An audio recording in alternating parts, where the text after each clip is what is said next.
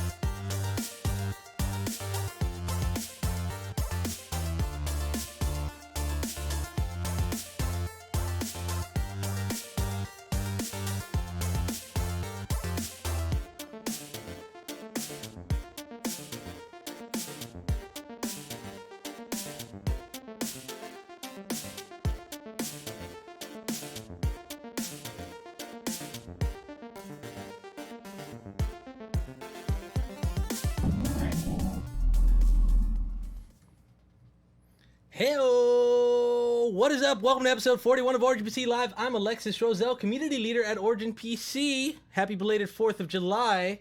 And I was going for Argentina in the World Cup, and now I don't care anymore. I'm Kevin Waszalewski, CEO, co-founder of Origin PC. And I was kind of rooting for Poland, but they got knocked out, so... Pretty early. So that's that. I hope you guys enjoyed the new intro. I thought that was pretty sweet. Yeah, it was nice. What do you think of it, right? I loved it. Loved it. I'm biased. Loved it. So for a quick recap for new viewers of Origin PC Live. This is a show where we talk about the latest in gaming, geek news, what we're up to, and chat it up with a special guest. This week's special guest is Miguel Lozada from Elgato Gaming. Looking forward to chatting with Miguel later in the show. You can interact with us during the show by posting in chat. Give us some comments. Give us your questions at Origin PC in the chat, and we'll be answering your questions at the end of the show.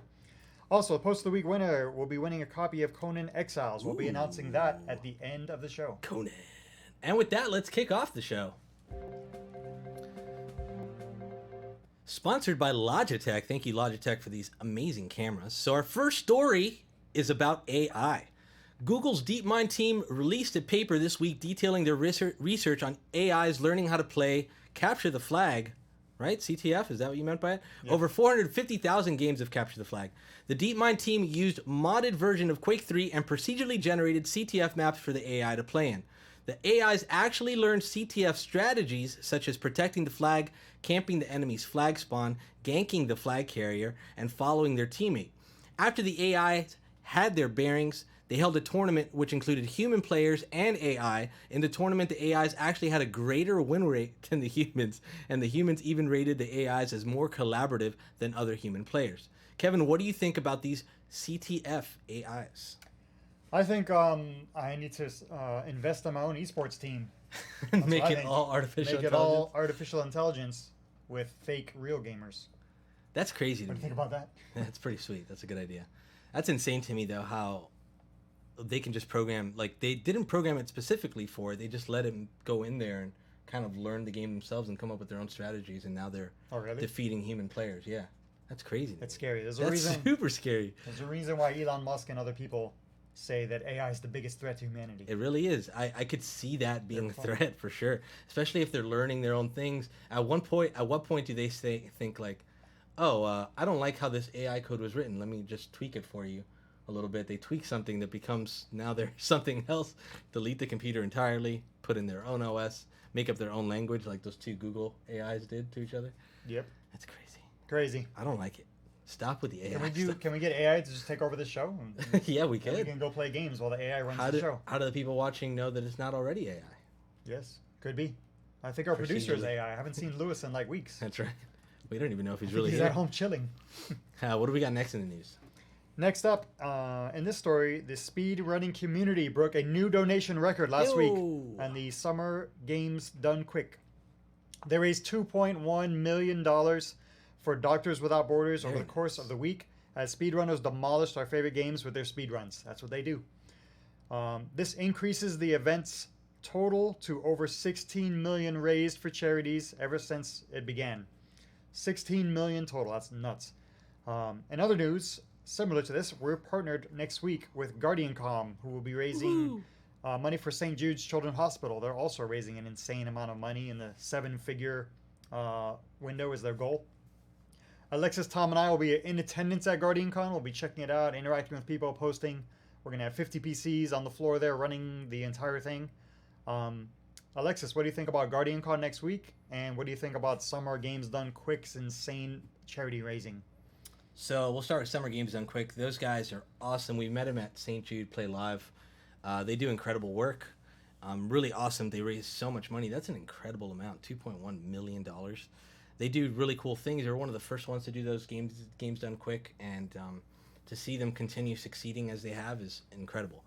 As for GuardianCon, I'm really excited about going. It's right here in our backyard. It's in Tampa, which is pretty sweet. We've been hearing a lot about it. We supported them last year, but we didn't get to attend, so this is the first year that we're actually attending. We've heard great things about them too, and we know a lot of those guys that run that event, so super exciting to be there for a good cause. I hope some of you make it out if you're in the Florida area. All the proceeds, even from the tickets that you buy for the show, go to St. Jude.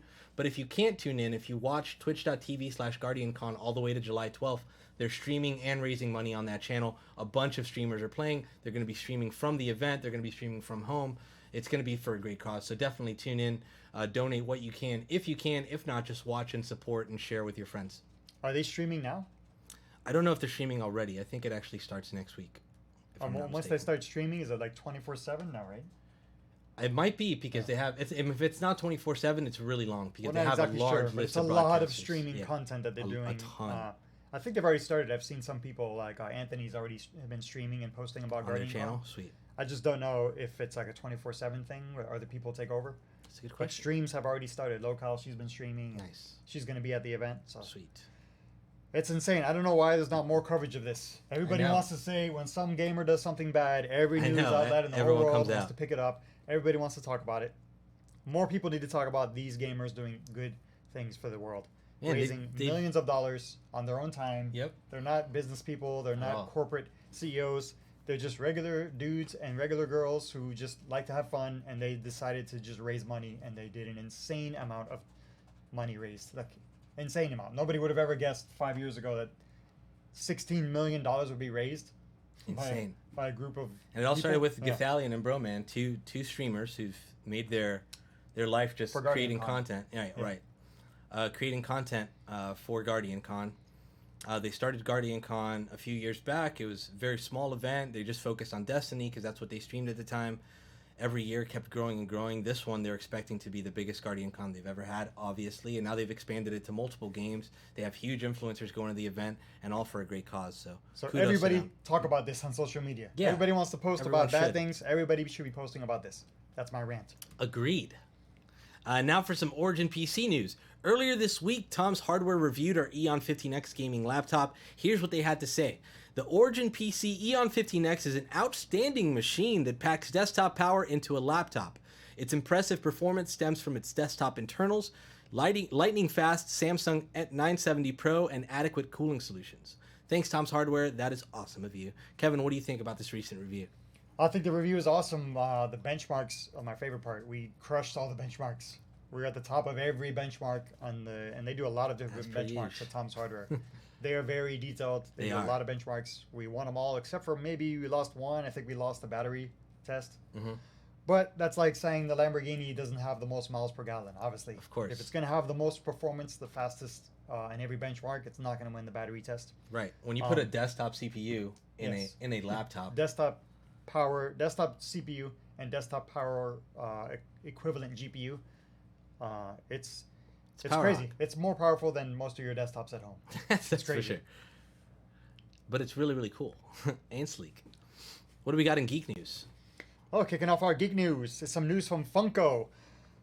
Funko, the creators of Funko Pop, they've introduced their own cereal. I can't wait to try this out. They have several new cereals available that feature Cuphead, Mega Man, Friday the 13th, Lord of the Rings, and more. These multi-grain cereals are called Funk-O's. Get it? Funk-O's. They even come with a pop figure inside. I'm not sure if it's the exact same pop figures that you normally get or if it's some sort of special edition pop figure. That's awesome. But these cereal boxes are definitely going to be collectible items. I wonder what the cereal tastes like, but it's really cool. Later this year, Funko said they'll be introducing more cereals, and those cereals will also have different figures inside. Alexis, what do you think of the Funkos? I love this. I love the name. I love the whole thing. I love cereal. Brings back a lot of childhood memories, especially opening the prizes in the box, which you don't see too often anymore. I don't even think they do that anymore. Exactly. So the fact that they're doing that is pretty sweet. I'm definitely gonna pick some up for the games that I enjoy. Would you open it for the figures though? Wouldn't you want to? I think Even if they're collectibles? I think the veteran move here is to buy 2 boxes. One Smart box thinking. you eat, one box you collect. Cool. And the box that you eat, you then collect the figure, or you have the figure on display. I'm definitely excited. Which one for would this. you It's buy? So So silly. out of these ones I mentioned, which ones would you buy? I like the cup. Actually, I like all of them. To be honest with you, I would go Cuphead, Mega Man for sure. I can't say no to Friday the 13th and Lord of the Rings either. I guess if I had to go in order, it would probably be Mega Man, Cuphead, Friday the 13th, Lord of the Rings. What other Funkos would you like to see? Ooh, good question. I would like to see one for more retro games. Would be sweet. So if they're doing Mega Man already, bring back some more retro game ones. I would like to see one for Fallout. I think that'd be awesome. With Fallout Funkos. little nuclear symbols as the marshmallows in them, and then just regular O's. That'd be cool. Interesting. The little thumbs up. Yeah, with the Pip-Boy. Pip-Boy would be the Pit Boy. How would be about some the Origin figurine. Funkos? Some Originos. Funk.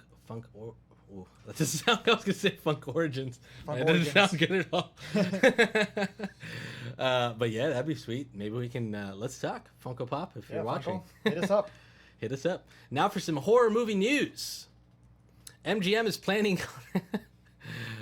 I'm sorry. I'm still thinking about Funk Origins. I don't want that made. Don't make those. MGM is planning on remaking Child's Play, the horror movie that features the killer toy doll Chucky, one of the ones that I found horrific growing up as a child. The producers of last year's movies, It, will be producing this movie. The new movie will start from the beginning of the story, disconnected from the current Chucky movie. Nothing is known about what characters will be featured or the plot just yet. Thoughts on Chucky coming back to the big screen, Kevin? I don't know. I can't stop thinking about Funkos. How about some Child's Play, some Chucky Funkos? That'd be cool, because That'd be Chucky's an awesome... I think they have a Funko Pop for Chucky. They have to. There's no Well, they have a way. Funko Pop for sure. Yeah. But Funkos, That would be little sweet. Chucky faces. And then Somebody the in marshmallows chat- could be little knives. Somebody in chat said Oreos. I saw. I like that. Lucy Ori-O's. Lucy O's. I like that too. Good thinking. Good thinking, chat. They do have a Chucky. Beautiful. There There's it the is. Chucky. It's I knew it. $10.52. Yeah, that would make a good cereal. Our AI producer is on the spot. On the spot. Spot on. All right, let's move on to recent releases. Special shout out to Blue Microphones for these incredible mics. Everything sounds crystal clear with these Blue Microphones. Kicking off the Crystal recent clear. releases is Red Faction Gorilla Mars Turd. Get it? Mars? Ah, I like On it. PC and other platforms. Return to Ah. Mars in this remastered version of Red Faction Gorilla where you can destroy everything. You can destroy everything. I've heard that this remake is well done, that it lives up to the fun gameplay, and the destructible environments are still like one of the most destructible environments of all games, even though it's an older game at this point. Neat. So I've heard it's a lot of fun. I like destroying things, and I like remakes, so this might be a game for me. I'll definitely... Oh, that looks so cool. I'll definitely be checking this one out. Also releasing this week, one that I'm very excited for, is the new DLC for Kingdom Come Deliverance, Leggy. called From the Ashes, available on PC and other platforms. In this DLC, you'll be able to manage your own village in the game as a newly appointed bailiff. This takes place in conjunction with the main storyline, so you can run quests and then come back to your village to manage it. Pretty neat. I like that. So it's actually like a... I wonder how in-depth the village management comes in. I don't know, but look at those graphics. I know, no, Come this on, game is looks beautiful. so good. If you could really manage it, like put people to work and oh god, that looks cool. It seems like you might be able to by Job the look of done. this. Build. Wait, I want to watch the rest of it. Judge. Oh, you can be the judge, Judge Judy. Prosper. Hashtag Judge Judy. Hashtag Judge Judy. Judge Koozie. That's what it would be. Judge Koozie. I like it. Guilty. I think I might try this one too. I've been... That's awesome. Every time I keep telling myself, like, I'm going to finish this game next, and then something cool comes out, and I'm like, got to give that one a whirl before moving on to it. Up next, very short recent releases, not much releases. Not many releases. Everybody's all about that Steam sale, so they're I not know, releasing. true. So now it's time for Blatant Plug of the Week. our back to school promo is live. Origin PC 101. You receive free US ground shipping, an upgrade to a 2 terabyte Seagate FireCuda, a $100 value, which is fantastic, and a bunch of digital game keys with the purchase of a gaming laptop. With the purchase of a gaming desktop, you get free US ground shipping, an upgrade to a 1 terabyte Seagate FireCuda, and plenty of digital game codes as well. Check that out on originpc.com. This is, again, just for our June promo, our back to school promo, which is over $850 in value. Pretty fantastic. You want to take advantage of this promo because it's going to last for the whole month, but not all those free games will last. Yeah. Some of those games codes are going to run out. And everything with the game codes is always pretty much while supplies last, especially now since we had a lot of these last month. Better take advantage now for sure. Let's see what else we got. Our Crucian Ultimate Peripheral giveaway with Crucian Gaming. Our man Crucian Gaming. Giving away Echo Gear, mount, Pixel monitor, a bunch of Corsair peripherals, and Origin PC swag pack. You can check that out on our Twitter, or the link will be posted in chat, maybe, if we have one of our mods in there that can help out. Swagalicious. But sign up to that. I believe there's only 7 days left for this, so be sure to sign up while you can if you haven't already. Also, the Drifter giveaway. This is a worldwide giveaway. We've teamed up with Drifter and Astro for the Astro A40s. These are the same headsets I use at home. Kevin uses the A50s, I believe, but they're similar. They're just wireless. They're super comfortable. The quality of sound on them is absolutely amazing. The microphone, if you don't have an external one, is really, really good as well. Highly recommend these, even if you don't win this giveaway.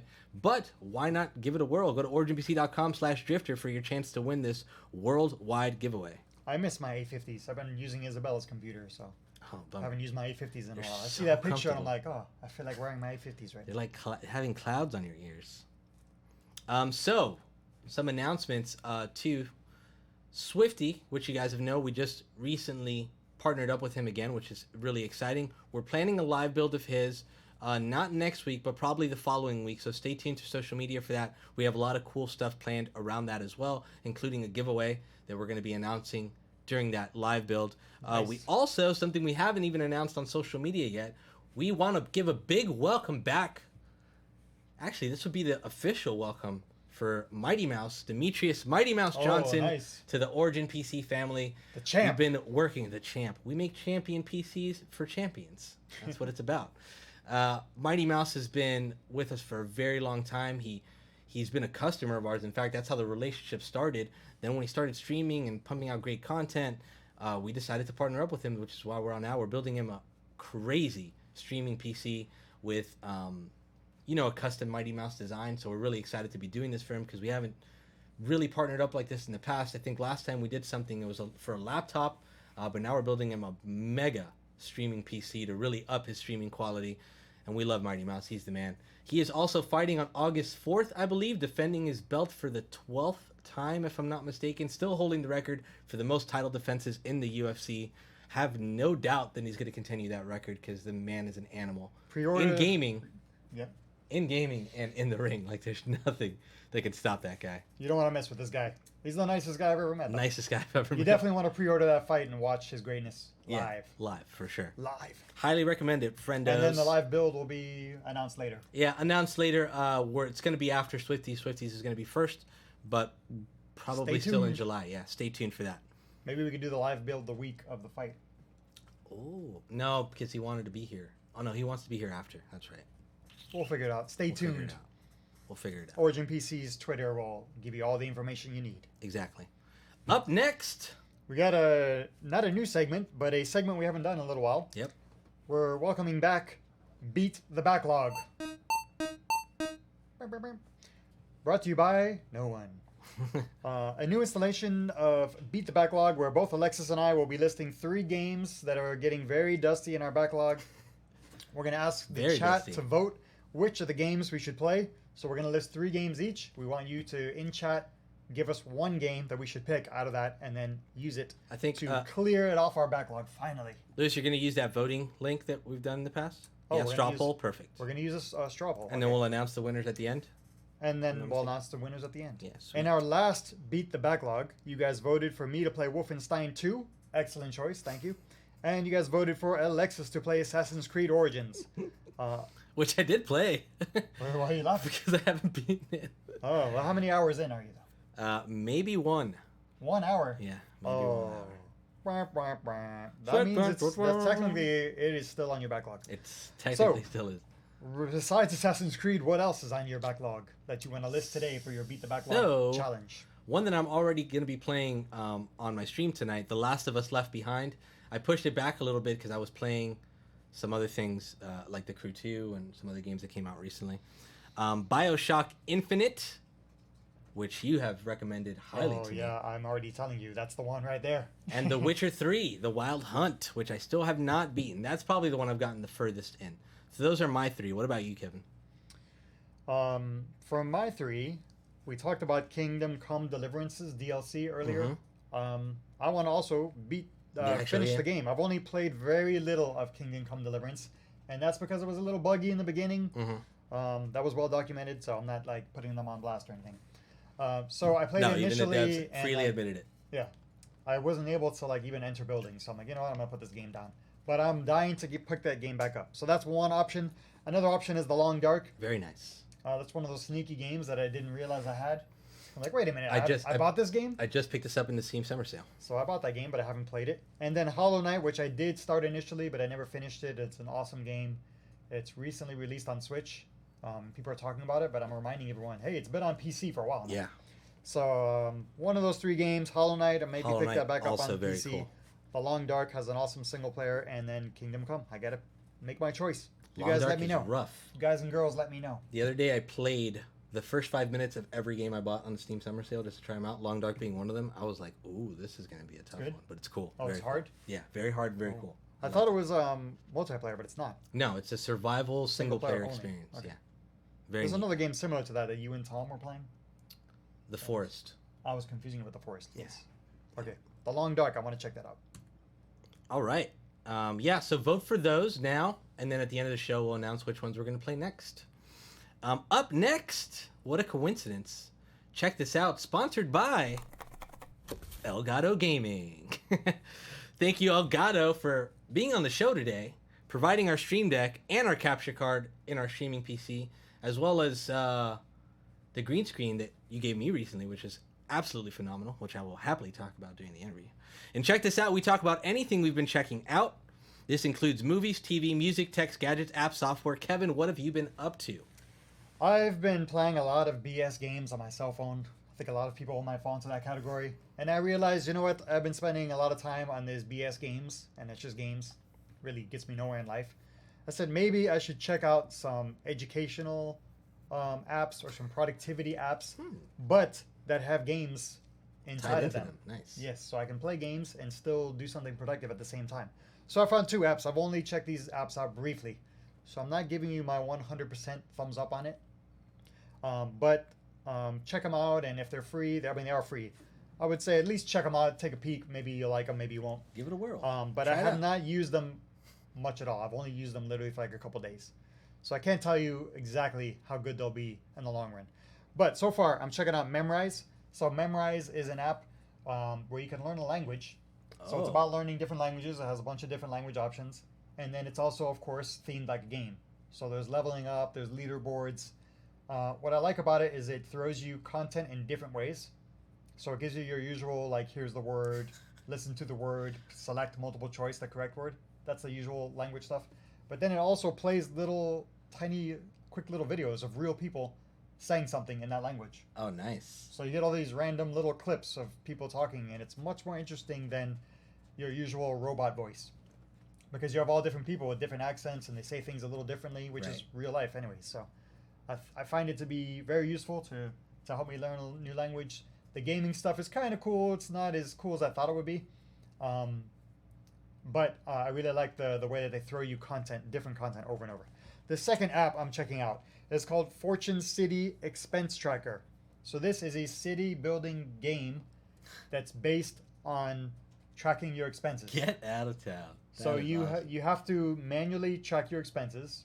So that's the one part that's not optimized, I guess, not the best, that you have to manually plug it in. But the good news is you're not tying it to your bank or anything, so it's not getting any information from you. So it's very secure. And then the other good thing about the manual part is that's how the game works. When you manually enter in, for example, your food, then it spawns in your city like a little food cart. And then the next day, you manually enter your food again, it spawns another food cart and another food cart. And then you can join these food carts together, and it becomes a food restaurant in your city. And basically it gets bigger, and it has a bigger number attached to it, and that number is what you've been spending. So basically your city and your buildings are what you've been spending. It's also your budgeting. So you can check your city every once in a while, and you can see like, oh, I've spent this month, whatever, $100 on food, and look at my bustling restaurant. So it's a really interesting way to keep track of your expenses, but also grow a city at the same time. So pretty cool. Fortune City. So those are my two productivity/game apps I've been checking out. I am emailing that name to myself right now. Oh, there's a big asterisk on Memrise. Memrise is free, the initial level, but then they want to charge you. So it's not 100% free app. Yep, there is an expense tied to it. And then you can I'm not getting commission on this. You can put that in the expense tracker. And then you can put that in your expense tracker. Yes. There you go.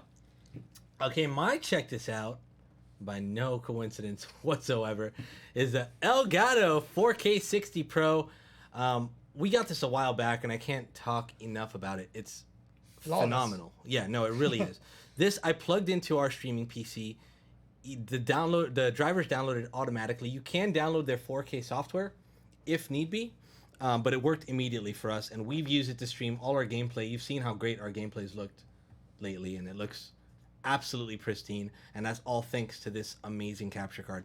Highly recommend it. You can either, if you don't want to go the 4K one, they're also their HD 60 Pro, which is the one I use at home to stream console games, to capture footage from another PC, whatever it might be. Lately, I've been streaming console games, so I've been plugging it in with that Elgato card. It works so great, because then your PC just focuses on doing the rendering and the CPU power, and then the console is what's doing the gaming, right? But the cards are so easy to use for even someone that's not really familiar with PC hardware. If you're a streamer and that's something you want to do, if you're a content creator, if you want to record gameplay footage from your console or any other outside source that has the HDMI, it's perfect. Highly recommend you guys try those out. You can check them out at elgato.com. So now it's time for a short break, and after the break, we'll be talking with Miguel Lozada from Elgato. From Elgato. Man, this is an Elgato heavy show. No coincidence. They're awesome people, and we use their awesome products. We use their products all the time. As content creators ourselves, we use their products quite consistently, so definitely check them out. Who now just merged with Corsair, which we'll be talking about in the segment as well. Yep. So stay tuned. Do not go anywhere. After this short commercial break, we'll have Miguel on, and we'll chat some cool stuff. See you soon.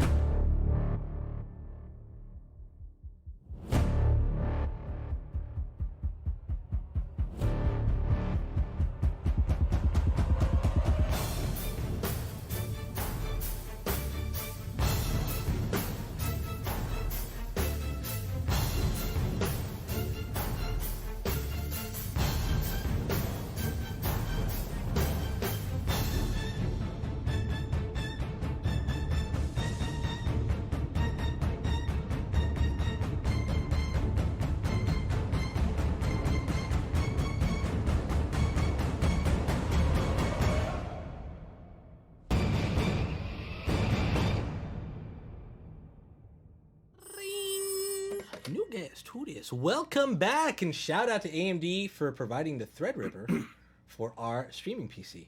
It's time to talk with Miguel Lozada, Senior Partnerships Manager at Elgato Gaming / Corsair now.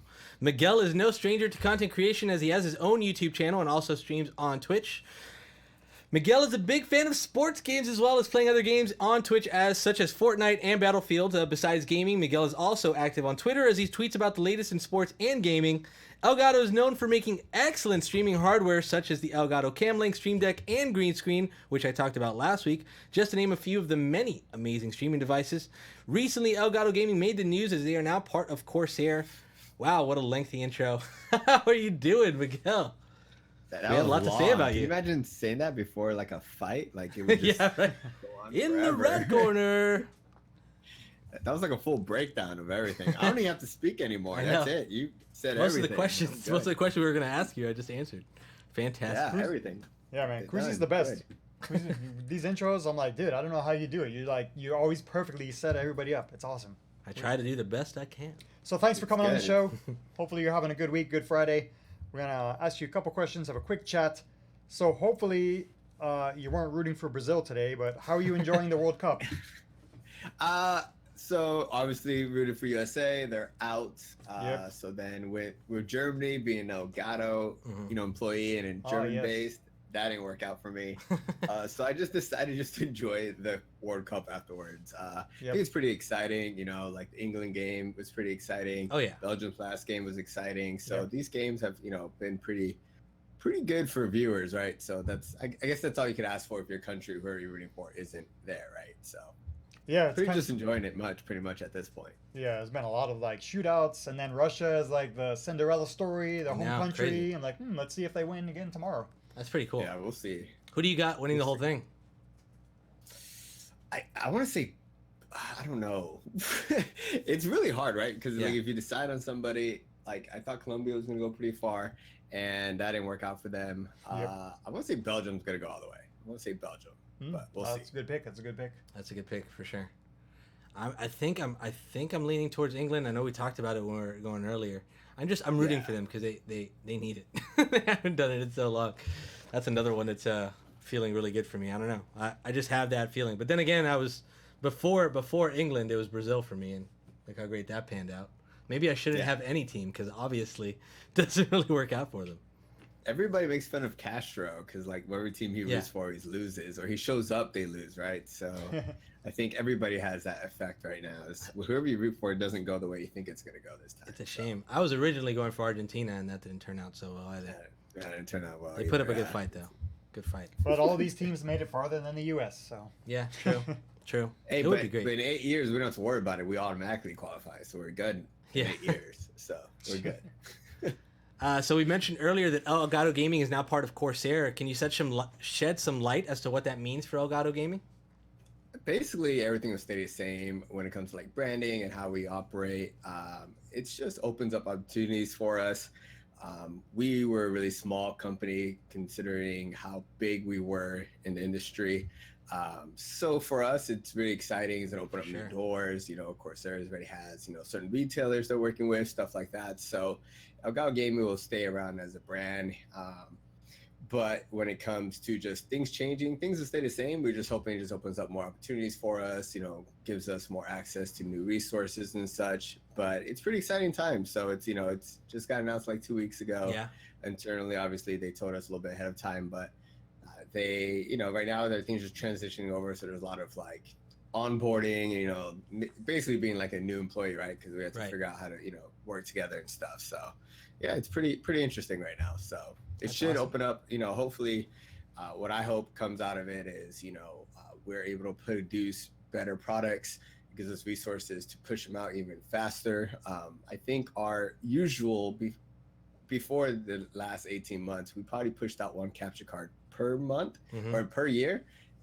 And then what ended up happening is we started exploring with like Stream Deck and Green Screen, all these other things. So we hope this, acquisition helps us open up more doors and it can help us broaden that type of product line, so to speak. All right. I've got your multi-million-dollar idea right here. Ready? Okay, all right, I got you. I was I'll telling give you Kevin during the credit. break, I use a bunch of Corsair products. I have the K95 at home. I use the Okay. Corsair Scimitar, and I have the Stream Deck. I have the green screen now. I use the HD60 Pro as well. Now, Okay. here's my idea for you guys. You can bring it to the boardroom. You can say it's yours. Okay, all right, The I'll take The it. K95 keyboard mixed with the Stream Deck. Instead of those macro keys on the side, it'll be the Stream Deck. Dude, that's every other comment on Twitter. There you go. Yeah, that's Still- every other comment on Twitter. Still, Pretty much. It's an interesting concept. I thought of one crazy where like it would just have like a little slot where you just put your Stream Deck in. oh, that's cool too. So you kind of like you can kind of lean it, back, and it'll still, but it'll be part of it. But, there's multiple different things we could possibly do. I don't know if that would happen anytime in the future. I think there's like cool possibilities, right? Or we could just RGB a Stream Deck, right? Yeah, Always do exactly. that too. So They love the RGB. I love the yeah. software that they use too. yeah. No, yeah, I'm really excited for you guys. I love seeing something like this. I definitely agree that a company that big, Corsair's been around for a while, so now they can help you guys create new products and all their involvement. That's just amazing. So congrats to you and the entire team. I'm excited to see how are you. I don't know if you could talk about it yet, but how are you guys going to treat events? Or you think you're going to have big booths together? Or? So events, Corsair typically has their own big booths. Right. Elgato really doesn't ever do booths. Mhm. Just by coincidence, we did TwitchCon with them. And basically half the booth was there, the other half was ours. So they did their thing. We did like a streaming area, like always. We do packs, so that'll probably stick around as its lone item. It's just a little bit different when it comes to like their products and our products. Mhm. They have a lot of tangibles, right? Touching, playing with, Sure. experiencing.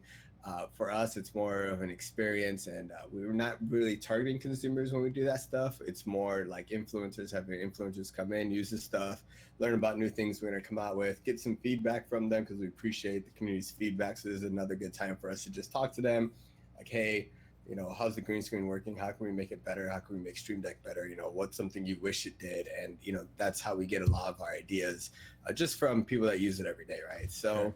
Event-wise, it's just going to stay the same. We will still probably be doing, we're still doing PAX West. We're still doing Stream Pods there. PAX Australia, we're still doing our Stream Pods there. The last TwitchCon, again, we shared it with Corsair, so we probably do the same thing this year. Yeah. Just because TwitchCon now is just a big show floor versus Mhm. before they had like the educational area blocked off somewhere and stuff. That was better, but now they just have it on the show floor. So it's loud regardless. So no sense of, getting two booths just for the same type of loudness, just share one. But yeah, we'll see what else happens in the future. But again, the products are just a little bit different, right? Like ours, we're there mainly to show off how to stream, cover that aspect versus, more tangibles. So Awesome, man. Super Cool. excited for you. Yeah. When I saw the news, I was like, this is awesome. I love Corsair as a company, the people, the products. I love Elgato as a company, the people, the products. I'm like, man, this is a huge win for both companies. I'm For like, sure. props to Yeah, Corsair no. for making this move. It's an awesome move. And then, yeah, like, their reception for it has been great. So yeah, I've been it's reading the good to hear. comments, and it's not often that you see everybody on the internet saying positive things. I know. Everybody was saying positive Very things. rare. And then every other This is comment true. was, do a Stream Deck and a keyboard, do a Stream Deck and a keyboard. Pretty So, much, yeah. CES is 6 months away. You got 6 months. Yeah. Plenty of Yeah, time. So we'll see. We'll see what happens, right? So, you kind of talked about this already, but Elgato's gaming is very actively involved with content creators at events and whatnot. How has this helped? Can you talk a little bit more about how this has helped with your product development? So talking with influencers, they are our first and most valued resource of feedback and input.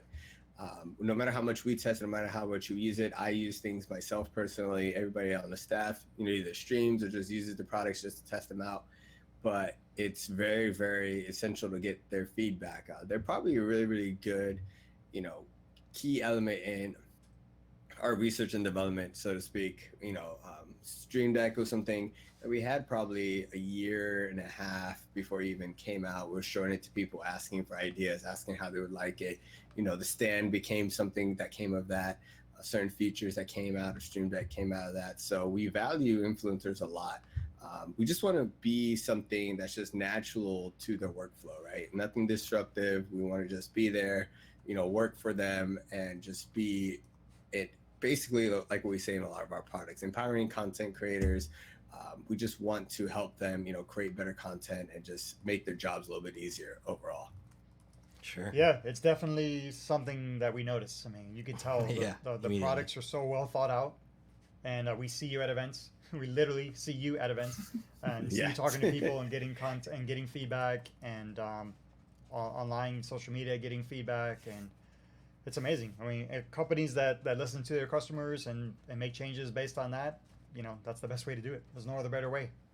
So yeah, and we get a lot of ideas from like people just pitching them to us. We're just like, oh yeah, there's a good idea. How could we do it? And then we talk to the devs and engineers. So we're always open to anything, right? Somebody has a crazy idea, we'll listen to it. Sometimes it's too crazy, we can't do anything with it. But we always at least listen to feedback. We know how that is. We get some. We also love to listen to our community and get feedback. And then every once in a while, you get this one super crazy idea. You're like, wow. I don't know if we're. But it's always super thought out, right? Like it's always the most detailed, super thought out idea ever. But it's just like that's impossible. Like, I get your train of thought, but there's no way we can pull that off. Yeah, or at least effectively, right? So. Or you could pull it off, but it's a market of only 10 people in the world would actually want it. Right. Right. It's a really awesome thing, but not everybody wants it. Yeah. Yeah. So I've talked about on the show a bunch how we use your products internally. I've put you guys in the check this out segment. I don't know how many times because I love your products. We appreciate it. We see it all the time. We know you guys love our products and we appreciate it. So. Oh, awesome, man. As a content creator yourself, what's your favorite Elgato product? What do you like using the most? Man, it's like asking me to pick a favorite kid. I know. That's pretty tough. I'll have to go with, and this is gonna probably not even be in the ballpark of anybody's train of thought, the original Elgato card. The reason being is it was something that changed the capture card overall. Sure. At the time it was like PVR and you had to like stream with XSplit, but it was like delayed, all this crazy stuff with the other cards, and it was just really, really difficult. Like it was hard to set up, right? And you had to do it and you set it up. And at that time I was doing Twitch, and it was 2012, and I get a press release. I was doing my website at the time, my news website, and I get a press release that says a capture card the size of a deck of cards. I was like, what? No way. Like, because the PVR was huge. It was like this big old brick. And I'm thinking, and it says HDMI. I'm like, no way. Come on. I have this big old component cable looking thing. You're telling me this thing can do HDMI. Let me check it out. So, checked it out, and it went over fairly well. I got a review unit, and to me, it's still have my original one, and I still use that at events sometimes. I still randomly just plug it in to play, older retro games. And it works just fine. So my favorite would be the very first one, because obviously that led to everything else that happened afterwards, right? So I would have to say the original Game Capture HD would be my favorite. That's a good answer. That's a great answer, yeah. And it still rocks to this day. That's awesome. I know. Yeah, so. I guess I'm up next. Yeah. So Alexis mentioned that you have your own content you're doing. So for example, your YouTube channel. Can you tell us how that's going? That's not going. No, it's hard, right? Little being by a little. full-time employee in the industry.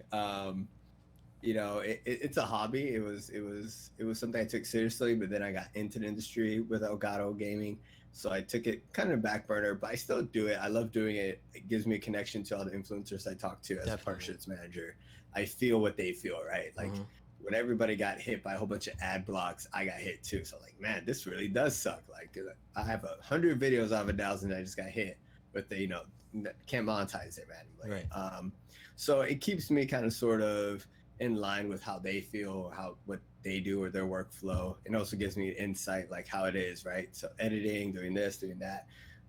For example, 4K cards coming out, people are asking me, well, how long is it going to take me to make 10-minute videos now? And to me, I knew the answer because I tested it and I was using it at the time.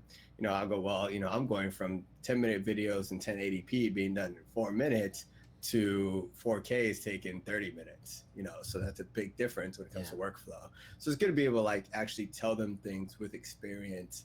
But my YouTube channel, it's on a hiatus right now. I'm doing this weekly vlog challenge. Just kind of sort of kick it back up before the fall comes, and then that's when I'll probably get back into it a little bit more aggressively. Summertime is kind of sort of difficult. There's no new games coming out really, and then the other fact, if you don't have that following already. They're already watching other people throughout the summer. So just gonna kick back a little bit when it comes to that. Probably be streaming a little bit, but that's about it. Yeah. So you like streaming a lot more, I imagine. It is. So both have their pros and cons, Sure. right? I feel like streaming, you connect with people, you're talking to them, you're getting to know them a little bit better, everything of that sort. You can, you communicate with them, playing with them, building relationships. But there's also some sense of satisfaction of making something on YouTube and post-production and putting it out there and being like, wow, that looks good. Like that edit was really good. That cut was really good. That commentary is really good. That type of thing. So it's a mixture, right? Like, I think the hardest part about streaming is you have to keep that level of intensity high. Oh, right? yeah. Like, nobody's going to watch you unless you do like ASMR or something, right? They're not going to watch you, like barely half asleep playing a game or just, laying back, just talking lightly. You always have to keep that level of intensity. So I think that's where it's exhausting, but then, YouTube also is exhausting in its own ways as well. So, love for both, I would say. Cool. So let's switch gears a little bit. What do you think about the future of sports games, sports video games? Man, that's a good question. I think sports games have to figure it out. Everybody's doing like the NBA 2K League and stuff like that. Start off strong, now it's going a little bit, it's dying off. I won't say dying off, but compared to when they launched, they had 10, 15K viewers. Now they have, 1,000, maybe 2,000 at times. I think it has potential, and I think it's heading towards the right direction. I just think the keys are in the hands of the game developers, but they don't know it yet, if that makes sense. I feel like the games are being developed for this yet, so they're not really, shining as bright as they could for this, right? If you figure competitive is probably a smaller portion of the consumer base overall, so, they're obviously going to appeal to the consumer versus competitive guys. I think a lot of devs are trying to, take that in consideration, make like competitive modes, playlists, levels and stuff like that, or modes. And that's great. And hopefully it just continues building and, hopefully we see, a type of, Olympics, whatever the case may be. Fortnite, I think I wouldn't be surprised if Fortnite makes it at this rate. I know, Fortnite becomes an Olympic game. I would say that would be the first. For sure. Yeah, I would not be surprised because of popularity worldwide. But I think it's heading towards the right way. I think the next step is just kind of sort of making it mainstream, more. I think the big disconnect is if you watch sports and then you watch this game, there's a big disconnect between the two because they're not the same in the sense of the way real sports games are played versus video games are different. Sure. So somebody might be like, why do they keep doing this random pick and roll in 2K, blah, blah, versus actually trying another play? Right. Well, because this is what's effective right now, and this is why. Because the players' ratings or whatever, stuff like that. So yeah. So it has a future, but we'll see what happens. Yeah, it's interesting. Who's going to really figure out how to get, for example, somebody who watches football on Sundays to then watch Madden? Because it's like you said, it's different people. Right. I have an idea how they can do that. How about it's also like the age group, right? Yeah. Like definitely. You see Different age group, yeah. You see, I think it'll grow, right? Obviously, when I'm 50, 60, I'll probably watch Madden competitive sports if it's still around because I played it. Right now, there's a big like overlap, right? Like there's a transition of the demographics where the older people don't even like video games that much, right? They don't see the point there, or they don't really watch it. So that's a big group of people that aren't watching your stuff at this time point. So I love to watch the NFL, but I don't particularly love to watch people play Madden. But if it was like Drew Brees playing Madden against Tom Brady playing Madden, then I'd watch. Hey, hell yeah. That's what they need to do. They do that in the Super Bowl. Yeah. It happens every year at the Super Bowl. It's like 2 days before the Super Bowl, they do, it's called the Madden Cup. And it's like a whole bunch of guys. Yeah, a whole bunch of celebrities and athletes playing. And now Madden's coming out on the PC too, which is excellent. Yes, Madden 19 on PC. Beautiful. Can't wait. You need to stream it. 4K. Should be interesting. I can't wait for the mods of playing as Hulk. As a running back. Yeah, right. It's actually Thanos. That's So- or Thanos, yeah. Yeah. So, what are your thoughts on LeBron moving to the Lakers? Whew, man, expensive tickets. I can't believe some of That's those pretty much pre-sale it. tickets were almost $1,000 for And preseason. they're like preseason like tickets. nosebleed tickets, right? I think it's an amazing move for him as an athlete. I think it's setting up for him to be better after basketball. Yep.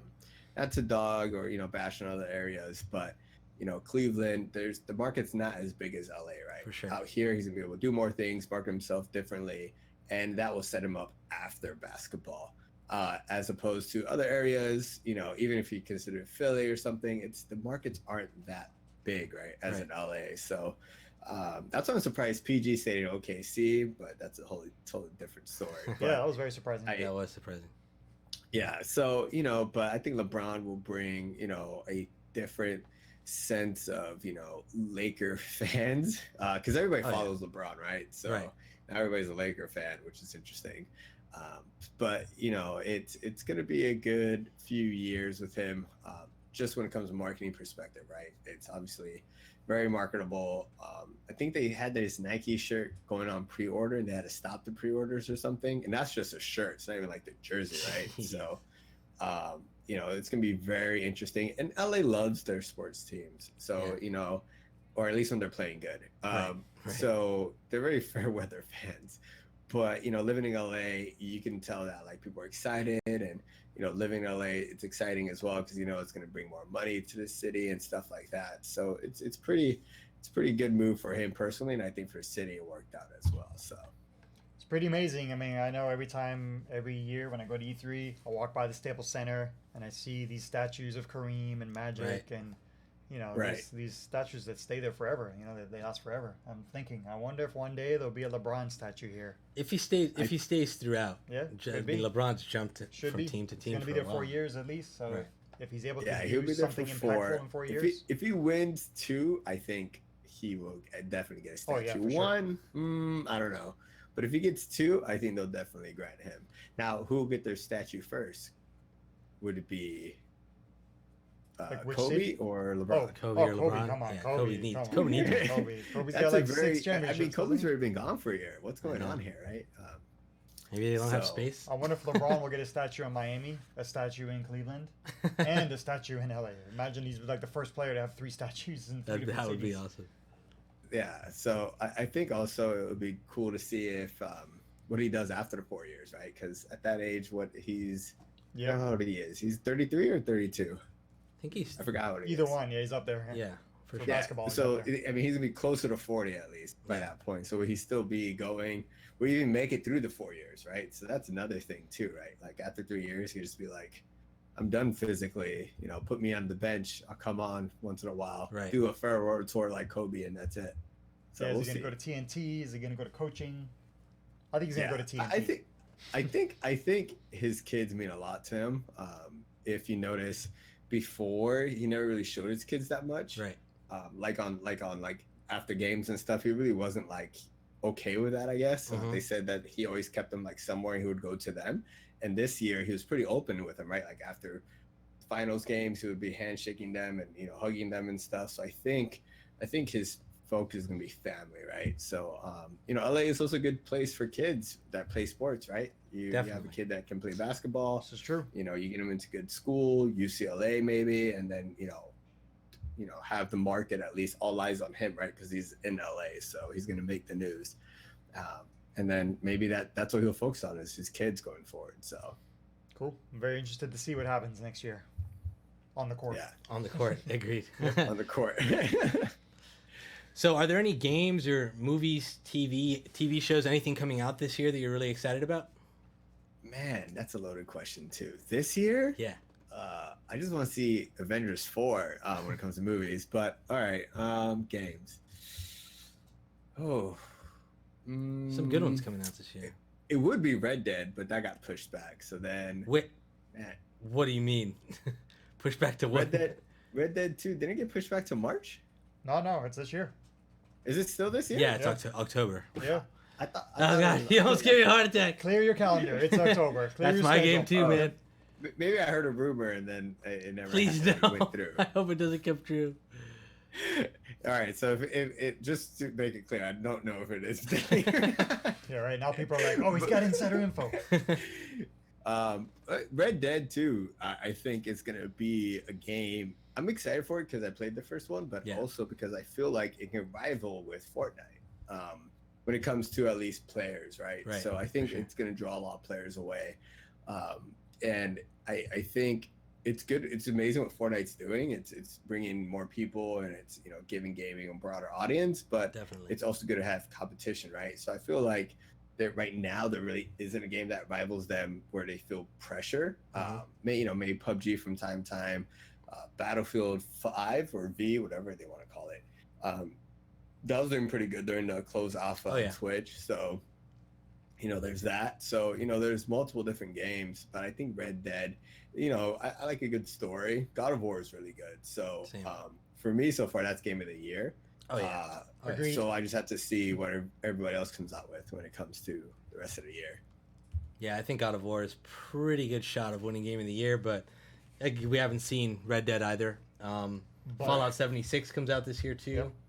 We got Call of Duty, which they don't even have a story, so that's not getting GOT. But Battlefield has a story, which is pretty cool. Right. But both of those, Battlefield and Call of Duty, both have BR modes, right? Royale modes. So I think those will be pretty good competitors for Fortnite for sure.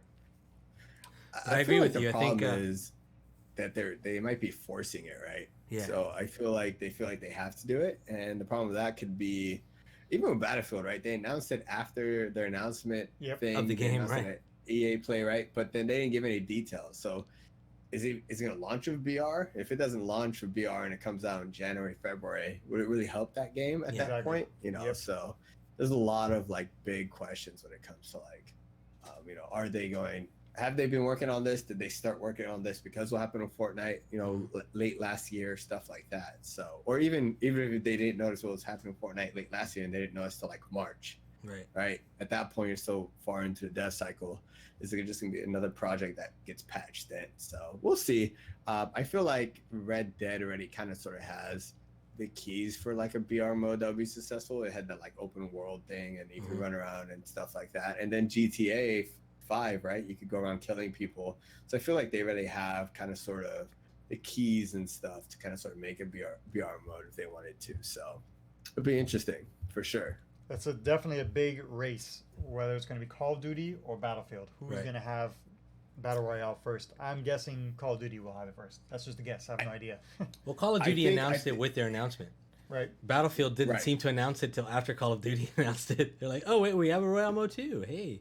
Right, and that's what kind of sort of, to me, it felt like they're forcing themselves to do, right? Like I think they announced, and then I think it was like the same week or a week later, a few days later, Call of Duty had their event, and they announced it, and then Battlefield announced at EA Play, right? So it was a few weeks later. So I feel like it was more of a scramble. I feel like if it was part of the actual announcement at the beginning, it'll probably be a little bit better because then maybe they've already been working on it. But now I feel like it's a more of a scramble versus, you know, oh, this is a launch thing. So we'll see. I agree. God of War would be my personal pick for Game of the Year, but there's no way Fortnite doesn't win. It has to win. I mean, just like sheer numbers. Fortnite's not officially out yet. It's still early access. So that's the weird part, right? It came out in September. PUBG has proven that you can win an award and not be finished. Right, the Fortnite game technically came out years ago, right? Like in 2012, 2013, and then it came out this mode in beta in September. So can it actually win Game of the Year this year? I don't know. I think it doesn't be like another Ben Simmons situation where if they let him win, a lot of people are going to feel like they shouldn't win this year, because that's kind of sort of, you know, like a game. You never really see like a previous Call of Duty win it when another Call of Duty comes out. That makes sense, right? So it's I don't know. We'll see what they do, right? Maybe they'll release it as a game this fall, as a full. Who knows? But yeah, maybe they'll do. Isn't actually what PUBG did that? Like at the very end of the year, they said, "Oh, it's officially released." Yeah. So then they were available full for release now. The Game Awards. Huh. So they'll do that like right before the Game Awards. Oh, it's done. Yeah, pretty much. Yeah. So it'll be interesting what happens. We'll see. Yep. We shall see.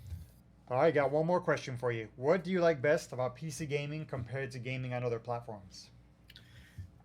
That's a loaded question for me. I suck at PC games. No, so I suck at first-person shooters. I don't know why I just can't play it. I think I've used scuffs all my life, so I think, or at least not all my life, but since like 2012. So I've gotten used to controllers, but I'm a big Diablo 3 player, so I love that game. I think games like that are a different type of grind and different type of experience, which I feel like that's what kind of sort of gives, PC that niche, right? So, you can play Destiny 2, you can play all those other games on Blizzard or Battle.net, but games like Hearthstone, I'm a big Blizzard fan, so you're gonna hear me talk about Blizzard. Sure. Except it's crazy because I don't play World of Warcraft. No. I can't play it. But the original Blizzard game I played was like Vikings. It was something Vikings. Oh wow! I forgot. Oh yeah, it was like their first The one. very first game, yeah. Yeah. Right, the little, I forgot what it was called, right? But it was like, it's on Super Nintendo. It was such a good game. It was such a good game. I would play that if they remastered that and just made it look pretty. I would pay $60 for it easily. But no, The I Lost like PC Vikings, it gaming. was called, right? Yeah, the Lost Vikings. Yeah, I think that was it. Yeah, it was like Super Nintendo game. Yeah, it was so good. Anyways, going back on subject, Diablo, I feel like is such a unique experience where like I would grind, dungeons with people and blah blah. It actually, I feel like PC games force you to actually interact with other players. Where like with consoles, you can kind of sort of never play with anybody and be fine. Sure. But I feel like on PC, it's more key. Like you could play with anybody, but it's not as enjoyable, right? Like when you're looting with a friend and you spend 3 hours looting a dungeon and one of you gets, legendary this or that, it's cool. Versus like console gaming, I don't feel like they push that aspect as much because you can just play with anybody, right? And half the time nobody has mics. But Hearthstone's another one that I love on PC. I was addicted to that for I spent a lot of money the first 6 months that game came out. But that's another good game. Battlefield's fun. Again, not really that good at first-person shooters though, so I tend to end up plugging in a controller and playing that way. But no, I feel like PC has a different community when it comes to so it's weird because I feel like with gaming PC, if I've had a problem and I go to forums and I try to find people to play with, they're acceptable. There's places to do that, right? Sure. Because everybody's on their PC versus if I'm like, man, I really want to play with, somebody on Call of Duty Black Ops 3 on PS4. There's not a universal place to actually go, right? Like if you go to Call of Duty site, they have forums, but people aren't there trying to meet up. But if you go to, any PC heavy game, like World of Warcraft or Diablo, and you go to the forums and you could find people. People are there, even the Reddit communities, right? They're really, really, I think they're a little bit more, open to people and also willing to help, and they're also tight knit as well. So it's pretty cool experience, I think, when it comes to PC gaming. Sweet, that's an answer we haven't heard yet. I like Yeah, that's an answer we haven't heard, and it's an awesome answer. Yeah. Yeah, I like it. Very, very true. The community is just it's just so much easier to get into a community, especially with apps like Discord and things like that, where you could easily talk to people. And like you said, on console, sometimes half the people don't even have mics because right. I feel like it's more like everybody on PC already has everything you would want, right? Like they either had Skype or Discord or something, or what was that other program everybody used? I forgot the name of it. It's like Wire or something. I forgot what it was, but there's a program out there. Man, I forgot what it was. Not Everybody used X-Fire? to use it. You're not talking about that old X-Fire, are you? That was way back in the day. I think so. Was it X-Fire? Where it was kind of like a bare bones Discord, right? Like channels and now like voice channels. Yeah, that and GameSpy was another one where you can connect with people. Yeah, so I feel like that's why PC is a little bit unique, is because people are willing to help each other. People are there to they're on their PCs, where console people, that's all they have. They're not really connected in those other areas. So, but I feel like Twitter is kind of merging PC and console players together, right? Because now you can communicate with people easier about games. But true, very true. Yeah, that's pretty much it. Awesome, man. Great answer. Loved it. Yep. So that's it, man. Thank you so much for being on the show. That's the end of it. Before thank you go, guys for though, having me. for sure, tell people where they can find you on Twitter, on Twitch, and tell people where they can find Elgato stuff. So Elgato is www.elgatogaming.com. You'll find all our stuff there. If you have any questions, always feel free to ping me on Twitter, and that's at Miguel_Gator. And Twitch, it's Miguel Gator. So I stream on there. I actually do like you guys do, multiple different areas. Just kind of sort of get feelings and see which ones perform better on quality and stuff more than viewers for me. But if you guys ever have any questions, again, thank you both for having me on. Greatly appreciate it. You guys are great people. I love working with you guys. We worked together multiple times. Oh, yeah. So we always love helping you guys with builds and even your guys' own productions when you guys doing things and need items. So you guys are great people, and we love the love you guys give us all the time. So we greatly appreciate it. Thank you guys so thanks, much. Miguel. It Thank means you a for lot, having me man. on personally. So Oh, Thanks, dude. Yeah, man. Thank you so much. That's a lot. All That's, right. that's nice. Likewise, man. Yeah, have a good one. Have a good weekend. Enjoy yourself, dude. Thank Yep. you. Thanks a All right, lot. take it We'll easy. see you at the next event. Bye. Take it easy. Yeah, next event. All right, bye guys. Take See you, care. dude. All right, so that was it. Awesome guest segment, as always. Up next is Ask Origin PC. Hopefully you've been asking questions in chat. If not, now is your time, because we're about to answer them. Ask Origin PC, sponsored by Echo Gear. Big thank you to Echo Gear for providing us with these amazing mounts and a bunch of stuff that they've included for our studio upgrade. Our studio's never looked more pristine, right? Love it. Pristine looking, pristine sounding. Yeah, all the Quality. good stuff. It's nice and clean in here. It's awesome. I'll take the first one. So how come Intel introduced a 7th generation, like the i7 7700K, but still the 5930K can beat it? So those are two different types, right? They have, so the line of the 7700K is like the 6700K, the 7700K, the 4700K, and now the 8700K are more the gaming line, which means they're primarily quad core with 8 threads, except for now the 8700K has 6 cores with 12 threads, but primarily meant for gaming and just basic home usage. Then you go to the 5930K or processors of that line, which are meant for more professional builds because they have multiple cores. Like the 5930K, I believe, goes up to, if I'm not mistaken, I think it's something like six cores and 6 threads. So again, that's something that was just meant for more processing power, not so much for gaming focused, more for a professional side, like if you're doing any sort of rendering or video editing or photo editing, etc. That's the one that they kind of market for. So you'll still see processors like that beat a quad core, obviously, because it has more threads and more power. That's Intel's strategy of launching 2 different chips like that. Right. Why they do that? That's only Intel can answer that. Correct. But yeah, you're getting caught up in the 2 different platforms. So you have a fair question. It's true, but there's the reason why is it's 2 different segments that they're trying to market to. Right. Next question. Kevin is the CEO of Origin? Question mark. Yes. Is he reading chat? Yes. Yes. We both read Next chat. question. Even though we don't respond during it, we are reading it. We're reading it.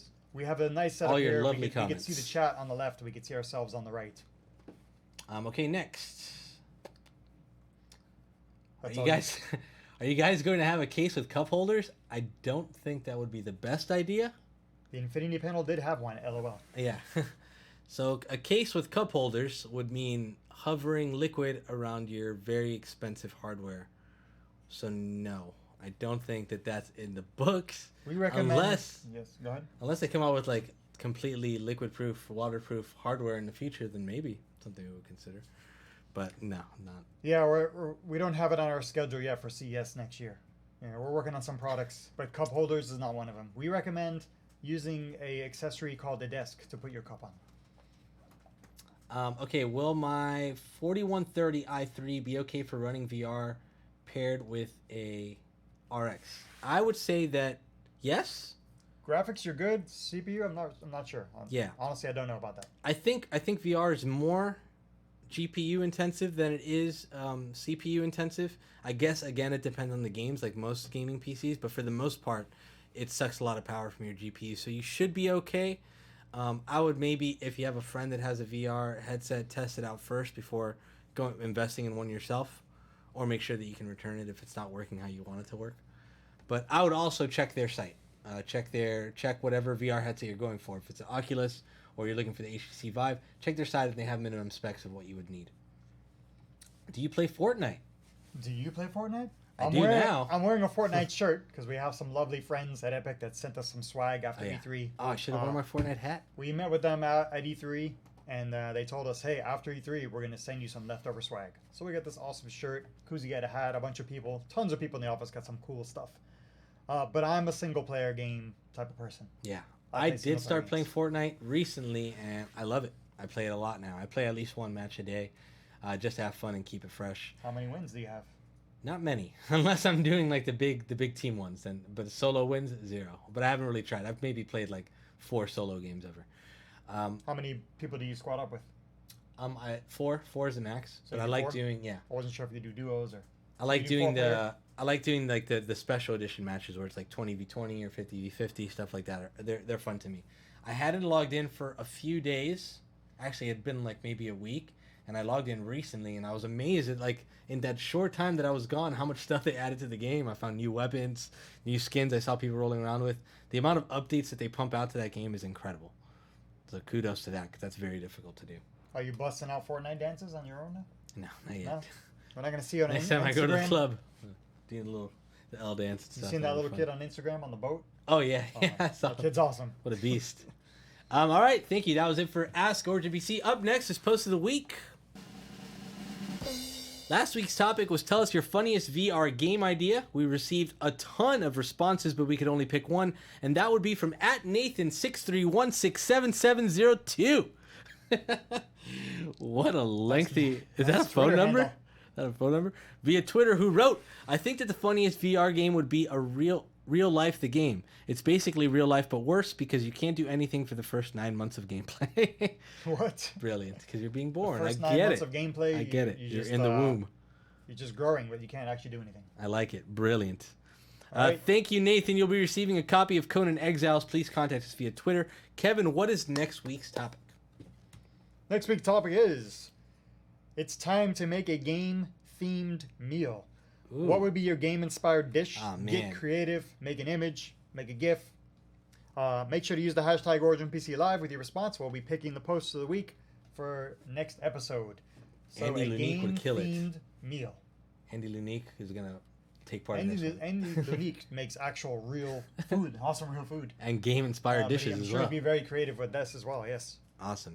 Well, that's it for the show. That's it for this episode of Origin BC Live. Awesome episode. Thank you guys for tuning in and hanging out. Thanks to all the people in Mixer who joined us towards the end. Ooh, tons of people. Much love to each and every one of you. Thank you guys for hanging out. Again, have a safe weekend. Make sure to tune in. Not next week. Next week will be at Guardian Con, so no Origin BC Live. We will run a replay of a previous episode, though, up in the air. Maybe we'll play our first ever episode. That'd be fun. But stay tuned to our social media to find out about our upcoming live builds. Stay tuned on our social media to see us at Guardian Con. We're going to have a ton of footage. We love you guys. Have a fantastic weekend. Take care of yourselves. Have a great night. We'll see you soon.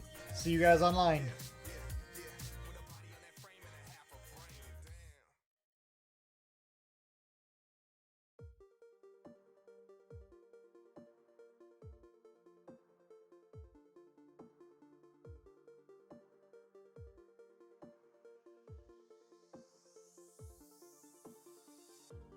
Time is fleeting, you say. When I grab your hand, you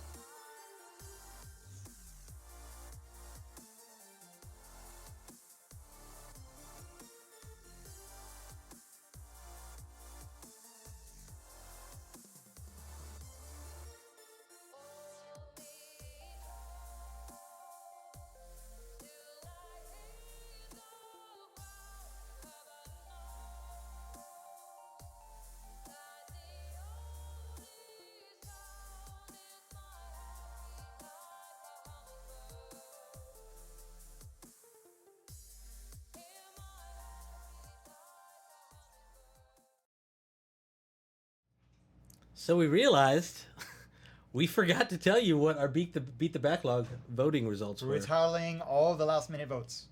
And it looks like, We have an answer. Kevin, you'll be playing? I'm first. Yeah. I'll be playing Kingdom Come Deliverance. That'll be your next game Can't for wait Beat to the fire that Backlog. up. The graphics are insane. And I'm gonna I'll check be it out. playing The Witcher 3. So after I finish The Last of Us on stream, that'll be the next game I'm doing, The Witcher 3. I'll see you. Super I'll excited. see you in 9 months.